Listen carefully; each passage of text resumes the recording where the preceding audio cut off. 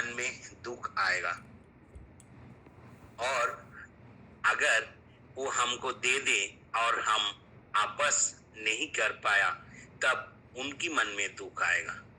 जब हमको कुछ मांगने का इच्छा रहेगा, हम कुछ मांगने की कोशिश करेंगे और वो हमको नहीं मिलेगा, तभी हम दुखित होंगे। इसीलिए ठाकुर जी बोल रहे हैं कि आप सभी अवस्था में राजी रहो। दुख और सुख आपको कुछ दुख नहीं कर पाएगा। जैसे इस बारे में अगर सोचा जाए कि मैं आज यही सोचता हूँ कि मैं ठाकुर जी को डेली सफेद फूल से पूजा करता हूँ और सफेद फूल आज मुझे नहीं मिला, तो अगर मैं यही सोचूं कि मैं सभी अवस्था में राजी रहूं, तो आज तो सफेद फूल मिला नहीं और मैं ठाकुर जी को पूजा किस दूसरे फूल से कर दिए, तो ये मेरे से गलती होगा। क्योंकि अवस्था में हमको राजी रहना है, लेकिन हम इष्ट के ऊपर जब आए तब हम हर चीज के लिए इष्ट के बारे में सोचे। तब हमारा मन पागल होना चाहिए कि हम कैसे भी करके कहीं से भी वो सफेद फूल को हम जुगाड़ करें और हम हमारे इष्ट को पूजा अर्चना करें। अगर कोई फल इसी तरह अगर कोई फल से हम पूजा करते हैं, आज मैं यही सोच के रखा कि मेरे इष्ट को मैं आज यही फल दूंगा, जो इस साल का शुरुआत में मैं पहले फल को मैं मेरे इष्ट को चढ़ाऊंगा और इष्ट खाने के बाद मैं उस फल को ग्रहण करूंगा। तो अगर वो मेरे को मिला नहीं, ये कोई भी कारण से वो खराब हो गया हो, तब मैं इष्ट को नहीं चढ़ा पा रहा हूँ, वो सभी अवस्था में राजी रहने का ऐसा कोई बात नहीं है। हमको कैसे भी करके जुगाड़ करने के लिए वो मेरे पागलपन होना चाहिए कि मैं मेरे इष्ट को दूंगा और इसीलिए मैं मेरे इष्ट के लिए तैयारी करूंगा कि कैसे भी करके उस फल से मैं पूजा कर सकूं। ये है सभी अवस्था में राजी रहने के लिए। जो आज मैं किसी को देखता हूँ कि कोई अच्छा कपड़ा पहन के मेरे सामने से जा रहा है और मैं उस कपड़ा को ग्रहण नहीं कर पा रहा हूँ या मेरा समर्थ में नहीं हो पा रहा है उस कपड़ा खरीदने का, तब मैं उस अवस्था में अगर राजी रहूं तो चलेगा, क्योंकि हम उसको जुगाड़ नहीं कर पा रहा हूं। अगर मैं किसी के लिए कोई भी चीज को जब अपने लिए सोचता हूँ, तब हमको जो मिल रहा है उसी चीज में हमको राजी रहना पड़ेगा। लेकिन जब इष्ट का स्वार्थ के लिए हमने कुछ जुगाड़ करने के बारे में सोचा और हम जुगाड़ नहीं कर पाया, तब हमारा मन में दुख आना चाहिए कि हम इस चीज को नहीं कर पाए। आज अगर कोई भी ठाकुर जी के कोई काम के लिए मुझे कोई बोला कि आप कुछ पैसा एकत्रित करिए और उस पैसा से ठाकुर जी का ये काम होगा, हमको हमेशा ये चिंतन होना चाहिए कि हम इस पैसा को जुगाड़ नहीं कर पा रहा हूँ, तो हमारा ठाकुर जी दुख प्रकट करेंगे और या हमारा बहुत तरह लज्जित होना चाहिए कि हम उस चीज को जुगाड़ नहीं कर पा रहा हूँ जो मेरा इष्ट का काम में लगेगा। यही है सभी अवस्था में हम राजी रहने के लिए। अगर कोई इष्ट को प्रेम इस तरफ आना चाहिए, जैसे एक लड़की अपनी शादी होके ससुराल जाता है, जब ससुराल जाते रहते हैं तब वो बहुत रोते रहते हैं और रोते रोते वो अपना ससुराल पहुंचता है। कुछ दिन बाद उनके बच्चे भी होते हैं और उसी बच्चे को लेके वो अपना स्वामी और सास ससुर को लेके एक परिवार गठन होता है और उस परिवार में वो इतना व्यस्त रहते हैं कि अपना मायके के बारे में वो धीरे धीरे भूलने लगता है। क्यों? कि समय के हिसाब से वो अपना मायके जा नहीं पाता है। उस टाइम जो शादी की पहले वही माता पिता जो इनको इतना प्यार देता है, जब शादी के बाद उनको बोलते हैं कि एक बार हमारे यहाँ से घूम के जाओ, तब वो अपना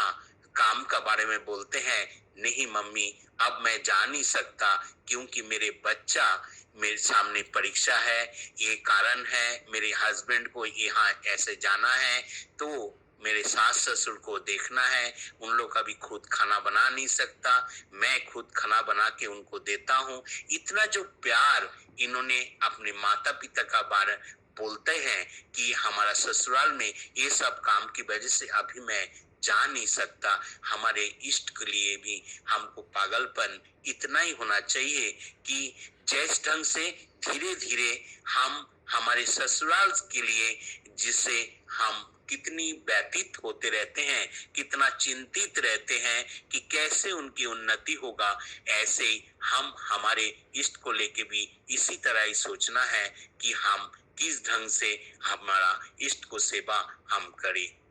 हम कैसे करके उनको बहुत करीब से हम उनको प्यार कर सके, हमारा इष्ट को बोला हुआ हर काम हम कर सकते हैं। हम जब कोई चीज जैसे सपोज मैं कुछ परीक्षा दिया, मैं परीक्षा देने के बाद मैं बार बार मेरे इष्ट को यही बोल रहा हूँ कि ठाकुर जी मैं अगर इस परीक्षा में पास हो गया तो मैं एक सत्संग दूंगा,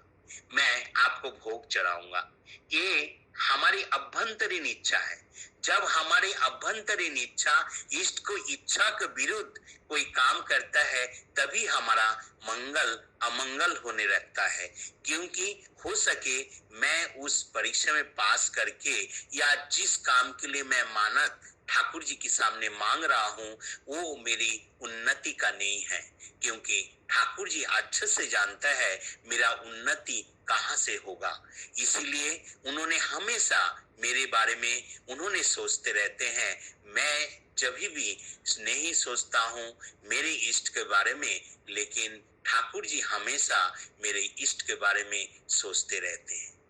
इसीलिए आज हमारे ठाकुर जी की जो आचार्य परंपरा में हम लोग को देखने को मिलता है, जो आचार्य देव हम लोग के लिए कितना सोचते रहते हैं। अभी अभी जो आचार्य देव के जन्म तिथि बनाया गया है, वहाँ पे कलकत्ता से एक माँ वहाँ पे आए और उन्होंने आचार्य देव के सामने में अपने कुछ लड़की का शादी के बारे में कुछ बातें बोल रहे थे। तब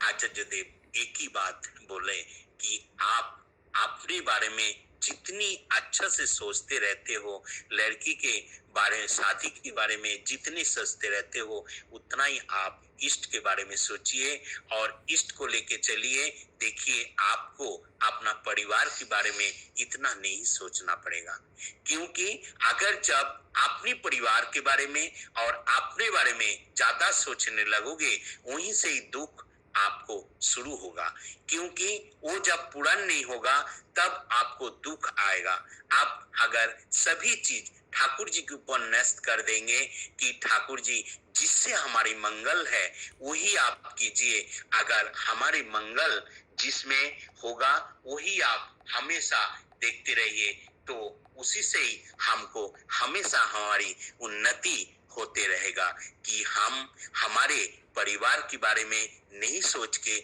हम इष्ट के बारे में सोचेंगे, और इष्ट को लेके जब हम चलेंगे तब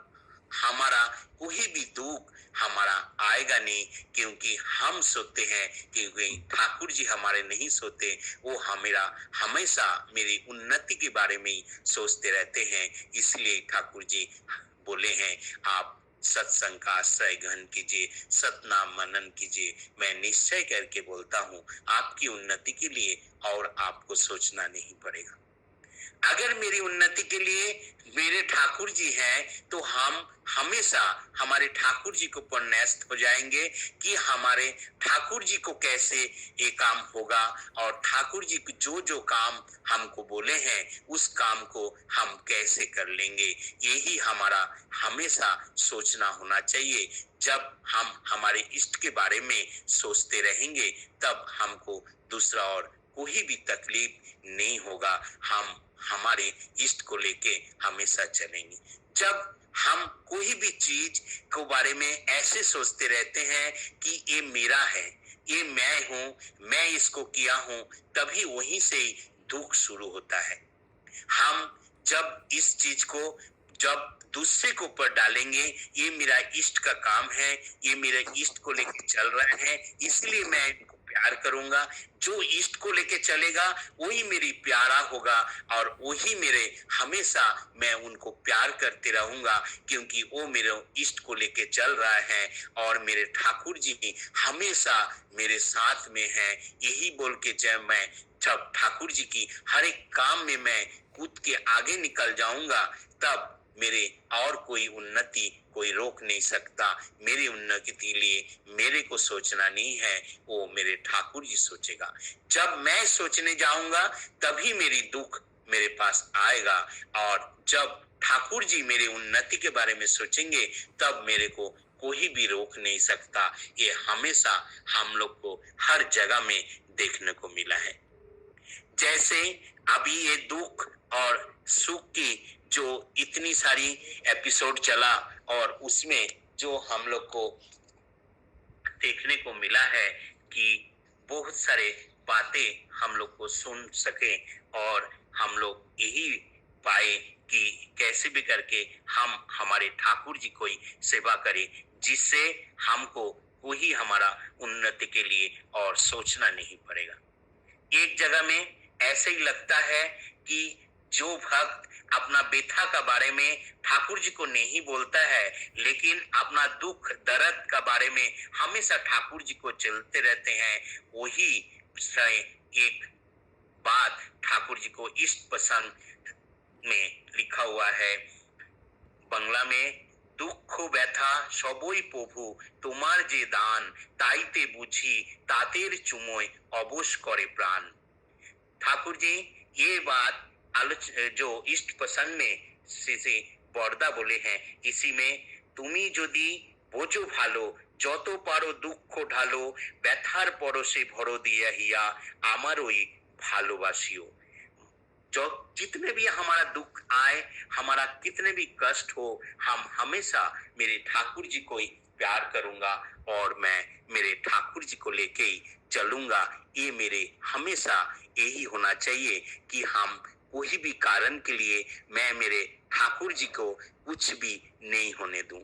मेरे आज इतनी सुंदर सा, जब हम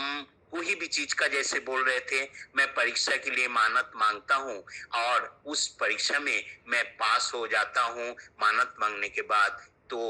अगर मेरी उन्नति उसी में है तो ये ठाकुर जी ऐसा ही करेगा। हमको कोई मानत मांगने का जरूरत नहीं।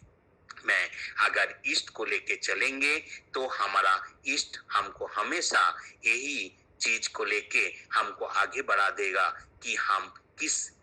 जगह से अच्छा तरीके से हम चल सके और हमारा सुंदर से सुंदर भाव हमारा तैयार हो सके। इस प्रसंग में एक जगह में आलोचना प्रसंग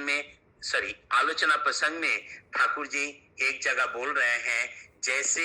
कोई दादा अगर हम कोई को कपड़ा में हम अगर टेरिकॉट और टेरिलिन कपड़ा पहनने के लिए हम यही सोचते रहते हैं कि हमको ठाकुर जी ये कपड़ा कब देगा, तब हमारा मन में ये दुख हमेशा आते रहेगा कि वो एक सदाचारी है। हमके पास जो भी कपड़ा है हम उसको साफ सुथरा करके अगर पड़ेंगे, हम अगर समाज में उसी को पहन के चलेंगे जिससे हमारा सदाचारी हमेशा रहेगा, तो हम हमेशा सदाचार भाव से अगर हम चल सके तो हमको कोई भी तकलीफ हमको नहीं होगा। हम बहुत जगह सत्संग में जाते हैं, आप लोग भी जाते रहते हैं, वहां पे बहुत जगह हम लोग आलोचना में भी सुनते हैं जो सस्तैनी ग्रहण करते हैं। सस्तैनी ग्रहण करने से किसी के मुंह में एक टुकड़ा अगर प्याज चला जाता है तो सभी आदमी यही सोचते हैं मेरे सस्तनी भंग हो गया। अगर किसी का ऐसा तकलीफ से वो सस्तनी भंग हो गया करके वो चिल्लाते रहते हैं, लेकिन कभी भी हम यही नहीं सोचे कि हमने तो किसी को जाने के लिए हम बोले हैं और लेकिन उस जगह में हम पहुंच नहीं सका, इसकी मतलब हम गो बिटवीन हैं। ठाकुर जी इसी गो बिटवीन में हम आपको दुख करने के लिए बोले हैं और गो बिटवीन हम लोग को कभी भी नहीं होना चाहिए। हमको जो हम किसी को बोले कि हाँ मैं कल सुबह आपके साथ चलूंगा ठाकुर जी की काम के लिए, तो हमको किसी भी तरह कोई भी तकलीफ हो हमको उस काम के लिए जाना चाहिए, क्योंकि हम अगर नहीं गए तो हम गो बिटवीन हो गए। इसीलिए हमको मन में दुख आना चाहिए कि आज मैं बोल के भी नहीं जा पा रहा हूँ। मेरे को दिन भर इसी चिंता में मगन होना चाहिए कि मैं इस काम को बोला हूँ लेकिन मैं नहीं कर पाया। हम अगर इसी सस्तैनी को रोकने के लिए इतना दुख किया कि हमारा प्याज क्यों मुंह में चले गए, लेकिन हम बार बार इस चीज को हम करते रहते हैं, हम बोलते हैं लेकिन हम करते नहीं है, उसमें हम जितना ज्यादा दुखित होना चाहिए इससे और ज्यादा दुखित और कुछ नहीं है, क्योंकि मैं मेरे इष्ट को काम नहीं कर पाए हैं। हम अगर किसी का द्वारा कोई अगर मेरे को अच्छा से बोल के अगर कोई सामग्री देते हैं तो उस सामग्री अगर इष्ट के पास इष्ट को लेके देते हैं वो ज्यादा अच्छा रहेगा। हम इष्ट को लेके उस चीज को हम इष्ट की सेवा में लगाएं, हम इष्ट को ये चीज से कवित करें कि आप इष्ट को लेके हमेशा व्यतीत रहिए और इष्ट को देवता हमारे ठाकुर जी के बारे में हमेशा सोचिए कि हम किससे और कैसे उन्नति से हम रह सके। वही जो एक कविता है कवि गुरु रविंद्रनाथ ठाकुर का कृपन में लिखे हुए हैं, 2 लाइन उसी से है जो मैं आज उसका सारमर्म बांग्ला में है लेकिन मैं 2 लाइन हिंदी में ही बोलने का कोशिश कर रहा हूँ। जो मैं आज भिक्षा करके जब लौट रहा था तब मेरे राजा धीराज राज सोना का रथ में बैठ के मेरे सामने आ रहे थे और मैं जब यही सोच रहा था मेरे को बहुत ज्यादा भिक्षा मिलेगा उन्हीं से, तब अचानक रथ से उतर के और राजा धीराज मुझे से ही कुछ मांगने लगे।